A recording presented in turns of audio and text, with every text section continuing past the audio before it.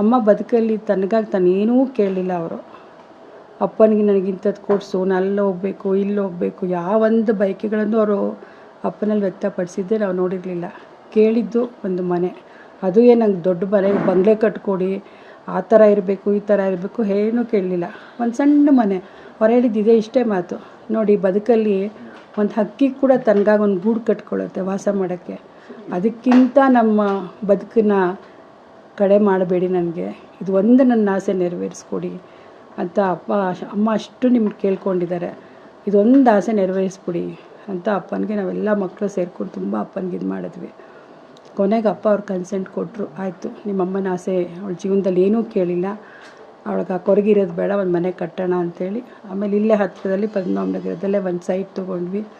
ನಾವು 6 ಜನ ಮಕ್ಕಳು ಸೇರಿಕೊಂಡು ಅದನ್ನು ಆ ಮನೆ ಕಟ್ಕೊಟ್ವಿ. ಅಪ್ಪ ಅಮ್ಮನಿಗೆ ಬ್ಯಾಂಕಲ್ಲೂ ಲೋನ್ ತೊಗೊಂಡು. ಆ ಬ್ಯಾಂಕ್ ಲೋನ್ ಕೊಡಬೇಕಾದ್ರೂ ಅವರು 28 ಪ್ರಶ್ನೆಗಳು. ಆ ಶ್ಯೂರಿಟಿ ರಾಜಕೀಯದವ್ರಿಗೆ ಕೊಡಬೇಕು, ಅಲ್ಲಿ ನೀವು ಯಾರು ಶ್ಯೂರಿಟಿ ಹಾಕಬೇಕು ಅಂತ ಹೇಳಿದ್ರು. ಸೊ ನಾವೇ ಮಕ್ಳುಗಳೇ ಹಾಕಿ ಇದು ಮಾಡಿ ಆ ಮನೆ ಕಟ್ಕೊಟ್ಟು ನಮ್ಮಮ್ಮನ ಆಸೆ ಅಂತ ಒಂದು 5 ವರ್ಷ ಆ ಮನೇಲಿದ್ದರು, ವಾಸ ಮಾಡಿದರು. ಖುಷಿಯಾಗಿ ಒಂಥರ ಅವ್ರಿಗೇನೋ ಸಂತೋಷ. ನನ್ನ ಮನೆ, ನನ್ನ ಇದನ್ನು ಪ್ರತಿ ಮನುಷ್ಯನಿಗೂ ಅದೇ ತಾನೇ ಬದುಕಲ್ಲಿ ಒಂದು ವಾಸ ಮಾಡೋಕ್ಕೊಂದು ಮನೆ, 3 ಹೊತ್ತಿನ ಒಂದು ತನ್ನ ಹೊಟ್ಟೆ ತುಂಬಿಸ್ಕೊಳ್ಳೋಕ್ಕೆ ಒಂದು ಊಟ ಇರಬೇಕು ಅನ್ನೋದು ದಟ್ ಈಸ್ ದ ಬೇಸಿಕ್ ಒಂದು ಮನುಷ್ಯನಿಗೆ ಅವಶ್ಯಕತೆ ಇರ್ತಕ್ಕಂಥದ್ದು. ಅಂಥ ಒಂದು ತನ್ನ ಆಸೆ ಆ ಮನೇನ ಅಲ್ಲಿ ಅಷ್ಟು ಒಂದು ಪುಟ್ಟು ಮಗು ಥರ ನಮ್ಮಮ್ಮ ಸಂಭ್ರಮದಿಂದ 5 ವರ್ಷ ಕಾಲ ಕಳೆದ್ರು.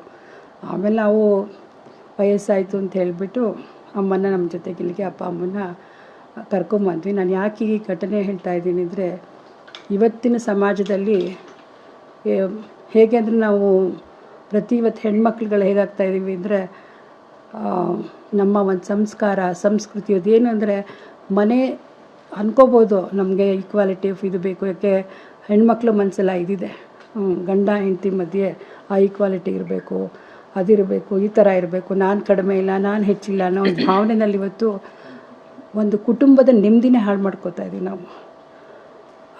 ಇದನ್ನು ನನ್ನಮ್ಮ ತನಗೇನು ಇಲ್ಲದೇ ಇದ್ದರು ತನಗಿರೋದ್ರಲ್ಲೇ ತನ್ನ ಕುಟುಂಬವನ್ನು ಎಷ್ಟು ಸಂತೋಷವಾಗಿ ಹಿಡಿದಿಟ್ಟಿದ್ರು ಅಂದರೆ, ಅವ್ರಿಗೆ ಒಂದೇ ಮನಸ್ಸಲ್ಲಿ ಅವ್ರಿಗೆ ರಾಜಕೀಯದ ಬಗ್ಗೆ ಅಂತ ಏನು ಆಸಕ್ತಿ ಇರ್ತಿರಲಿಲ್ಲ. ಅಪ್ಪ ಬಂದು ಹೇಳ್ದಾಗ ಕೇಳ್ಕೊಳ್ಳೋರು. ಅವ್ರಿಗೆ ಇದ್ದಿದ್ದು ಏನಂದ್ರೆ, ಮನೆಗೆ ಬರೋ ಅತಿಥಿಗಳು ನೋಡ್ಕೋಬೇಕು, ನನ್ನ ಮಕ್ಕಳನ್ನ ವಿದ್ಯಾವಂತರನ್ನಾಗಿ ಮಾಡಬೇಕು, ನನ್ನ ಮಕ್ಕಳು ರಾಜಕೀಯಕ್ಕೆ ಹೋಗೋದು ಬೇಡ, ಅದು ಬಿಟ್ಟರೆ ತನ್ನ ಪೂಜೆ, ಮನೆಗೆ ಬರೋ ಸತ್ಕಾರ, ಇದರಲ್ಲೇ ತನ್ನ ಬದುಕನ್ನು ಕಟ್ಕೊಂಡು ಇವತ್ತು ಸಾರ್ಥಕವಾದ ಜೀವನ ನಡೆಸ್ಕೊಂಡು ಹೋದರು.